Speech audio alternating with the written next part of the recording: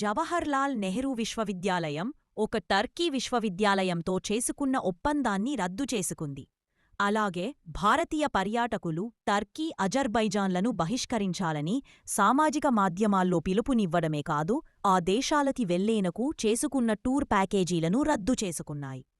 Three brothers alliance సవాలును ఎదుర్కోవడానికి భారతదేశం, గ్రీస్, సైప్రస్, ఆర్మేనియా వంటి దేశాలతో సన్నిహితంగా వ్యవహరిస్తూ సహకారాన్ని కొనసాగించే అవకాశముంది.